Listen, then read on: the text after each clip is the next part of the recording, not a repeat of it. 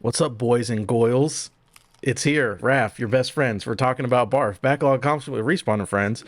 And we're talking about Bayonetta today, the 2009 video game, the first one. That's the one we're talking about, the first Bayonetta. Today I have with me Chad eating a pizza, Michael Ennis. Hey, it's cauliflower pizza, so it's not real. It's imaginary. And Alex, I hope you're eating real food over there, Kozina. If there are two things I hate in this world, it's cockroaches and crying babies. Lots of C's today. Cauliflower, cockroaches, crying babies. I thought about trying to do a British accent for that one, but I couldn't muster the courage to do so. I'm sorry. Oh, you're fine. That went over my head, and we'll talk about it in a second. All right, we're talking, again, Bayonetta 1. We all played it for BARF this month. Some of us got even to 2, I believe. We'll talk about that when we get to it. Even beyond that, if you can believe it. Some to 3. You got early access to Bayo 3? Not exactly, but I'll keep that under wraps until we get to it. Oh, shit. Right, cool. As for Bayonetta 1, it's a 2009 action-adventure game developed by Platinum Games and published by Sega. Originally released for PS3 and Xbox 360 in North America in January of... first released in Japan in October 2009, in Europe, North America in January 2010. It also came to Wii U along with its sequel, Bayonetta 2. And then there was a re-release along with Vanquish later on PlayStation 4 and Xbox One.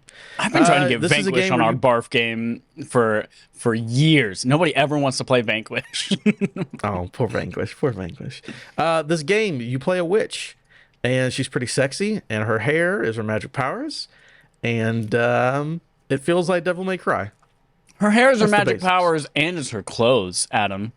At the same time. Mm-hmm. So when she uses her powers, she has to get naked. Yep, that's you get to see her baboops. Her baboops. But sure. I mean, yeah, there's nothing for me to really read on this page here. I guess I'll kick it off with you guys. Where did you play it, and what's your overarching feelings on the game? Chad, you'll go first. I played this game long time ago. It might be before some of you were born. Pork chop in the chat. Definitely before you were born. Jesus. They announced Bayonetta 3, and when they did that, they also released 1 and 2 on Switch, and that's where I played number 1 a couple years ago. And then I will also admit that I fiddled around a little bit with it again on Switch, but I did not play it start to finish again. I just picked some chapters because I played Inscription this week, which we'll talk about on the main episode, and I decided that was worth my time a little bit more. But that's where I played it. I played it on Switch, jumped back into it, watched a little recap of it too, just to make sure I was fresh. Cool. Alex? I played it on the Switch as well. I literally had never played the Bayonetta games, never even tried them at a demo kiosk or anything of that nature until this month's BARF. So I got the Bayonetta 1 and 2 pack on Switch because I figured might as well check out Bayonetta 2 after I finish up with Bayonetta 1. And also because getting the two of them together was just more economical in that way.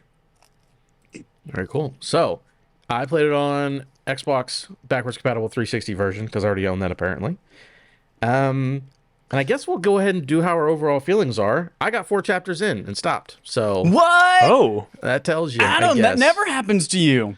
I know, it's always. I was going to say, I know. Going into this episode, I was like, oh man, I can't wait to hear how many chapters Chad got into this thing. I was like, we're going to take bets here. It's going to be like 2.5. But Chad, you beat this game twice now. Okay, so I didn't beat it the second time. I just, jumped around a little bit between the chapter select. But I hate that I have that reputation now. I'm going on record right now. Every single BARF game from here to the end of the year, which is 2 more BARF games. Yeah, a couple. I will finish 100%, not 100% Chad, complete, but I will finish the game. Chad, there is no way. If Zelda 2 wins this month's BARF Paul, there is no way that you're finishing that game. Oh, damn, that's right. I'm telling you this right here and right now as somebody that has beaten that one. Damn, okay. I will finish at least half the games. Okay, all right. You need to complete the 4th temple in that game, and I will be perfectly fine and accepting of that. Okay. Do you think you can do that? Yes, absolutely, 100%. All right. I enjoyed Bayonetta. I liked the game. I thought the combat was really fun. It's a little bit old, but it just because it's a 23-year-old game at this point. But I thought that it was a really great, deep combat system that offered a lot of flexibility with all the different combos, the different weapon choices that you had, the different hair attacks and all that shit. The different tortures that you could do and spanking people and kicking their buttholes and all that kind of stuff. Like, not just kicking butt euphemistically, but literally kicking their buttholes. I thought it was a really, really deep combat experience and not much else. It was a shallow story, really flimsy characters. I thought some kind of clever writing for what it was. Clever's not the word for it. Some fun writing for what it was. And it made me excited for Bayonetta 2 because I forgot that game existed and that I wanted to play it before Bayonetta 3. I'm not going to play it before Bayonetta 3 because there are so many other things I have to play this year. But yeah, I enjoyed it. I really enjoyed the combat system, and that's really all this game is there about, is just wacky, absurd fun with cool combat. So I'm feeling positive about this game. Now, here's what I'll say. I didn't dislike the game. I do love the combat. My problem was, and we talked about it last week, or 2 weeks, whenever, I forgot I talked about it. I saved my first save file at 45 minutes, and I'd played 3.5 minutes of the video game. I understand they're setting up story, whatever, but I'm like, there's a lot of cutscenes, a lot of talking, a lot of stuff I don't give a shit about. And then again, I got through chapter 4, which is about 2 hours. And again, combat, I love combat. That's not the issue. It's that you'll do combat for legitimately 35 seconds, like in an encounter, and then a small cutscene will happen, and then you'll walk, and then another. And it's just like, I don't like the pacing in this video game. I don't enjoy the story and the not I don't enjoy them, but it's just like, I don't want to. I wasn't vibing with it. It was a lot of talking, a lot of over the top. Like, okay, Metal Wolf Chaos is over the top, but it was also quick. The pacing of that was like, we're going to tell a couple jokes and you're done and you're playing the video game. This was, you're going to sit here as this dude talks about he smells rosemary and looks in the mirror and then fight something for 20 seconds and you go back to, I'm just like, this is too, and it's very brown. It's very brown. It is a very brown the design game. of the enemies. Yep. Yeah, it's honestly kind of tragic because I feel like when we think back to that specific console generation, we think of a lot of shooters from that era as being so desaturated and brown and murky in their Gears of color War, palettes. We think Fallout. about, like the Fallout games, Call of Duty, Resistance, but like this game, unfortunately, kind of falls trap to that as well. And it's a little unfortunate because I think that the like art direction in this game and the design of a lot of the enemies is comparatively really, really strong. Oh yeah, these are some of the most like epic looking boss battles and like wild ass enemies I've ever For seen. sure. Like upside down statue heads with dragons coming out of them and fucking angel wings and gold shit everywhere. Yeah, the wild enemies. I had a really good time with it. I do agree with you, Adam, though, that the game is incredibly linear. Like there is no exploring off the beaten path much at all, aside from the occasional bird that you got to go find. So it's basically just a series of go from this fight to this fight to this fight to this fight, and yeah, those in between sections are way too long, especially when you have to listen to like that Joe Pesci ass motherfucker talking. We were on that highway for so long. Like, why are we still on this highway? So if I can just jump in here, it's interesting, Adam, that you felt like kind of quitting the game after getting to the point that you got to, because I would say that my biggest criticism of this game is how plot light it becomes after like the first third of it. Overall, and I do want to just say this up front, I really had a lot of fun with this game as well. I think I'm kind of right there with Chad in terms of thinking it's not an amazing game, but a really good game with kind of great combat. I really enjoyed experimenting with all the weapons you had at your disposal. I especially liked using the sword. And because I was playing the Switch version of the game, I could play as like the Samus Aran suited Bayonetta or like the Link suited Bayonetta. I played a good chunk of the game as the Link suited Bayonetta with the sword weapon that she had at her disposal, and that was a lot of fun. The climaxes are great. There are some fantastic animations. The way that you eviscerate the bosses in their kind of like unique little climax animations were awesome. But yeah, once you hit like, I want to say like chapter 4, but if I want to be very kind of charitable, I guess you could say like chapter 6, it really feels like there's almost no plot to this game. That like what little plot is in this game exists solely to serve as glue to kind of bridge together the many fantastic cutscenes that you still have yet in store for you in the game. And I'm almost a little bit disappointed, Adam, that you didn't still kind of stick with it, because from that point onward, I found myself going, man, where are the cutscenes? There are so few cutscenes. This is all just pure gameplay. I want there to be more story here. And I wonder if that would have been where you actually could have gotten a second wind out of this experience. Maybe, because I didn't like the story. So no story at all sounds much better to me. So I don't know. We'll see. Because, again, I got 4 chapters in, so it was 2 hours. And I'm like, I'm not enjoying much of this. I don't think it's bad, but again, I just want to play gameplay, but I just don't think it's paced well. So maybe I would have enjoyed the second half, but I didn't want to get to the second half because I wasn't enjoying the first half. So once I looked up and saw there were 18 chapters, I was like, oh no, no thank you, I'm good. Yeah, I really did. I enjoyed the combat specifically, but one thing that I do have a complaint about is how difficult it gets at points. Like there are definitely some difficulty spikes every now and then again that those really fucking red and blue guys. Oh yes. Some of the most annoying fucking enemies on the entire planet. Made me want to claw my face off. For sure. I even dropped it down to easy difficulty the second time playing through it, just because I was like, I'm just gonna go in here and cherry pick some things, and I was just like, I was still dying.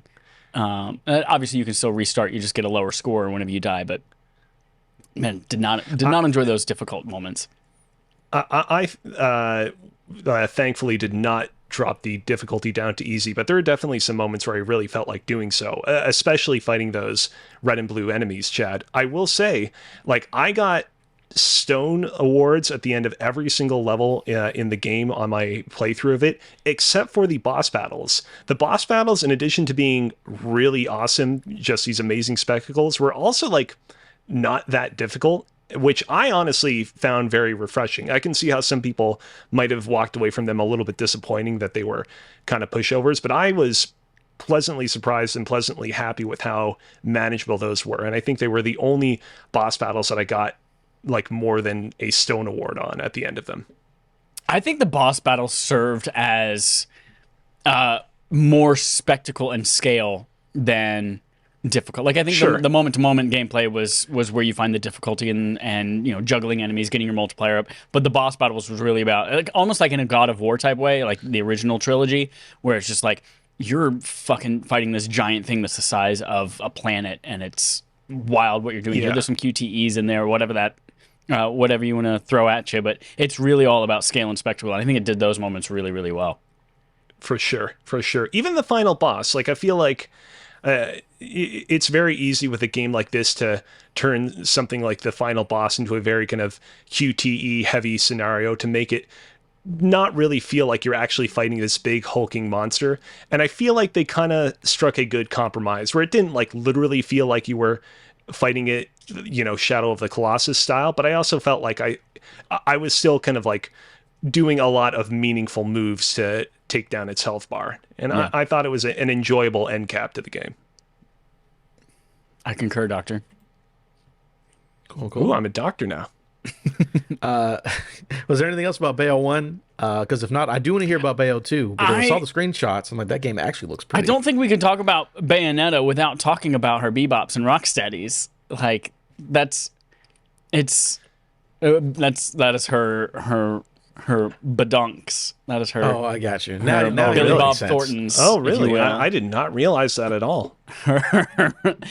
I think there's such controversy about this game. There are people on both sides of it like, yes, let's liberate women, let them do. They can be sexual creatures, and that's totally fine. And then there's the other side of it. It's like, why did we need this in a video game? It seems overly exciting. Why did we need a mode of this game that's called nonstop infinite climax? Like, that's a difficulty in this game. Oh, that's great. But I find myself a little bit conflicted. I am all for, like, sure, show whatever you want to show. Let her be an empowered woman who's in control of her sexuality, and I think that's totally fine to put that out in the world. I would feel a little bit more comfortable if it wasn't some middle-aged Japanese man who's in charge of it, though. Like, if it came from a woman, like, I think about Megan Thee Stallion and WAP, and it's like, that is that is women taking back sexuality in hip hop music. But this is like a middle-aged Japanese man giving women liberation, and that feels a little bit weird and disingenuous to me. But overall, I'm a fan of it. I like, let it be out there, and if you have to put a censored mode for more people to play it in Bayo 3, like, that's fine. But like, I'm okay with this being out there and in a non-creepy way. Yeah, what also makes it weird is that Hideki Kamiya has gone on record saying like, "Oh yeah, Bayonetta is like my ideal image of what I want out of a woman," and it's like, I don't know about that, Kamiya. Maybe you should just stick to blocking people on Twitter. Maybe that should be the extent to which you interact with the rest of us. I don't know that we need to hear about your creative process in designing Bayonetta. Well, there's that. I feel like, have you guys ever seen that image of Demi that image of Demi Moore where it's from like the 80s? Okay, I'll put it out there in the way that Stephen Colbert did it on the Colbert Report about 10 years ago. Google Demi Moore George Bush, but don't put the word George in there. So it's Demi Moore George Bush, but again, cut George out of there and turn off safe search. Safe search is off. And I feel like that is the inspiration for Bayonetta's hair magic. And it's just Oh God. Interesting. Yep. I could definitely see that being inspiration. Yeah, it is. Yeah, it is. It is. The 80s, it is, man. certainly is. It certainly is what it is. What about Bayonetta 2 though? I did not play any Bayonetta Bayonetta 2. 2. I wanted to, but I know Alex did, so let's hear about it. Chad, you should definitely give Bayonetta 2 a shot. I don't think that Bayonetta 2 is a perfect game either, but if Bayonetta 1 was a flat 8.0 out of 10, Bayonetta 2 would be a solid flat 9.0 out of 10, because this game is in all ways so much improved over the original. Number one, right off the bat, as Adam has alluded to many times throughout the show, holy moly, Bayonetta 2 is so much more colorful than Bayonetta 1. No joke, the first chapter of the game, Bayonetta, Jean, and the Joe Pesci character are going toy shopping for toys on Christmas Eve. Like, it's one of those moments where it's like, clearly the developers had gotten the memo that the first game was really just glum looking, and so they really kind of tried to start it off in a really poppy fashion. The combat, if you can believe it, is even more improved and refined over the original Bayonetta. That the game gives you more opportunities to use your kind of magic meter, which I felt was a little bit underutilized in the original Bayonetta. You only really end up using it when you want to perform those torture attacks on enemies. And it's you can like earn halos so much more quickly in Bayonetta 2 than you could in Bayonetta 1, which is a complaint with the original game I didn't really mention earlier. I felt like there were a lot of like just upgrades and abilities in Rodin's shop that I really wanted to obtain, but I felt like I had to grind for so long to kind of get to. And these are like upgrades and abilities that don't like make the game fundamentally easier. They just allow for, different play styles and abilities and what you normally have at your disposal. And so I liked being able to gain access to that stuff a lot earlier. Also, Bayonetta 2, specifically the Switch version of the game, allows you to scan in your amiibos to get a ton more halos even faster. And so I actually got a real kick dragging my amiibos out of storage, collecting dust, and using them to get halos quickly. And yeah, I'd say that my only big criticism of Bayonetta 2 is, unfortunately, it does fall prey to becoming a lot, to becoming as sort of plotless as Bayonetta 1 does, but that kind of fall off point happens a lot later in the story. With Bayonetta 1, that fall-off point happens around like chapter 4, 5, or 6. In Bayonetta 2, it kind of happens at around chapter 10 or 11.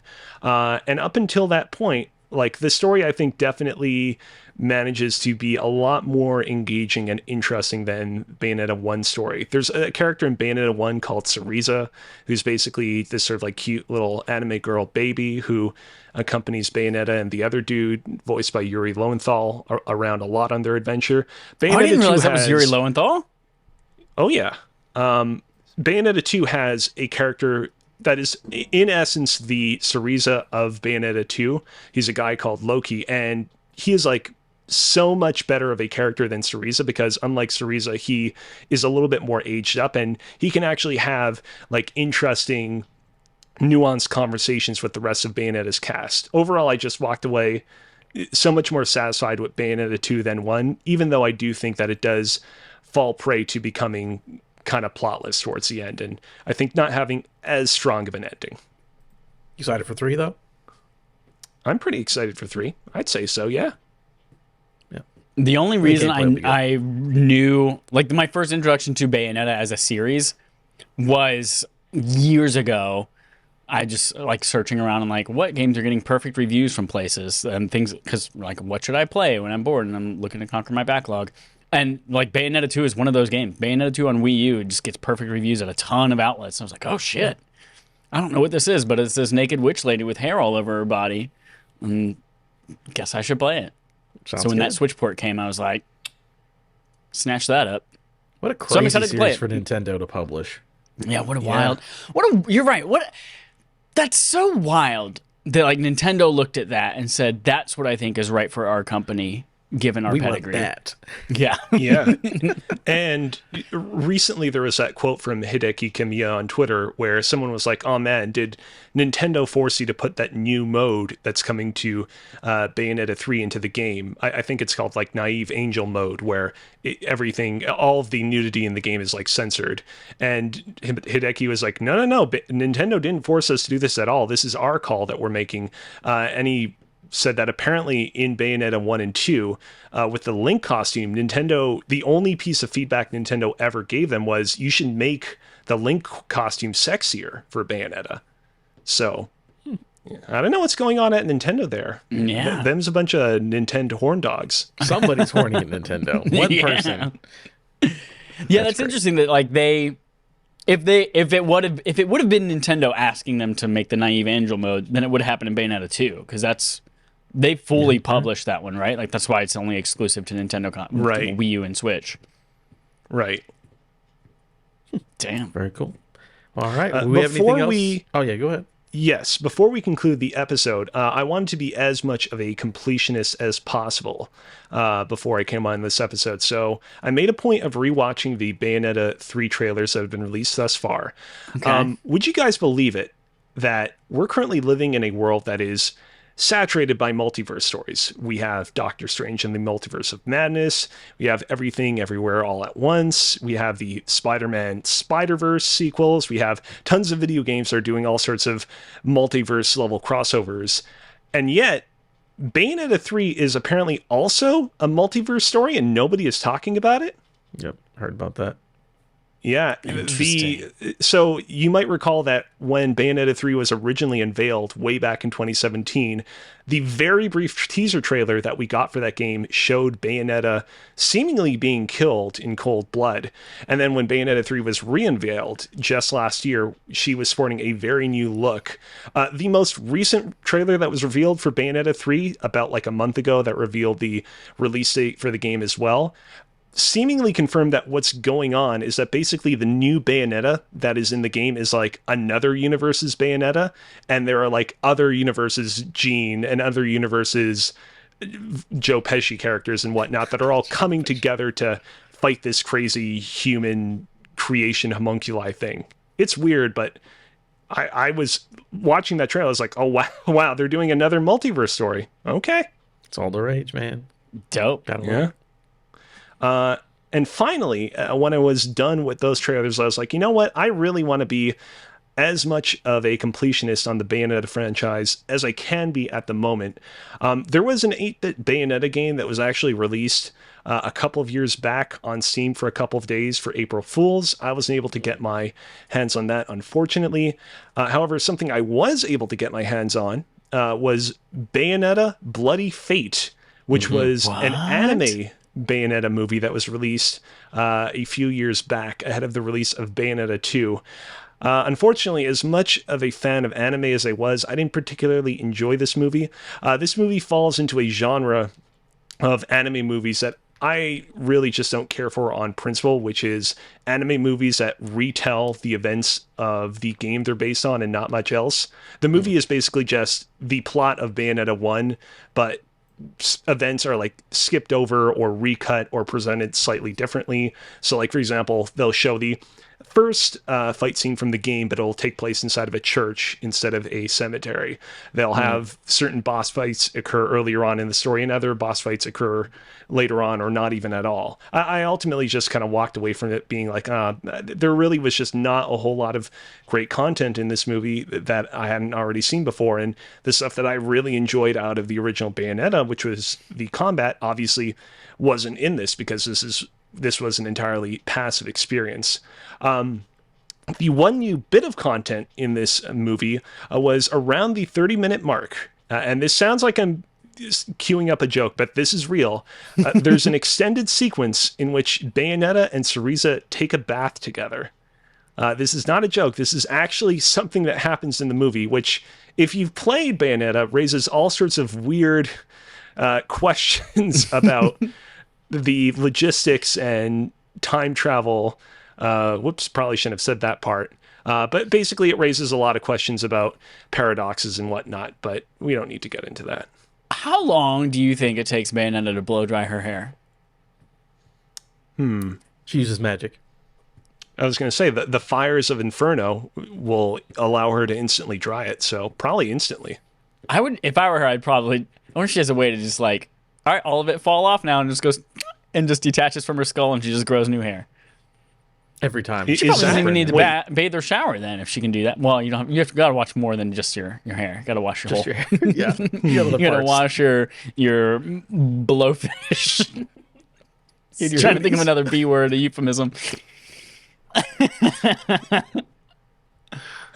So yeah, that's Bayonetta Bloody Fate. I would say don't bother with it. If you, for whatever reason, you really want to learn of the story of the original Bayonetta, but you don't want to play the original Bayonetta, I would say watch like an hour-long sort of supercut of the best action scenes from the original game instead of Bloody Fate, because I think that would be a more worthwhile viewing experience, IMO. Yeah, we all mentioned how much we didn't enjoy the story, and that's all story. Very cool. All right. That's it, boys. We talked about Bayonetta, all her bajangles and badunkles. We've talked about. We've had a great time. Yeah. Thanks for everyone for listening. You can go to patreon.com/respawnaimefire and vote on our BARF games every month. This by the time you hear this, what is that month coming up? October or September's, whatever the month is, should already be done voting with. But get on there for next month and just come hang out with us. All right, that's it. Have a good night, everybody. Wash your hair.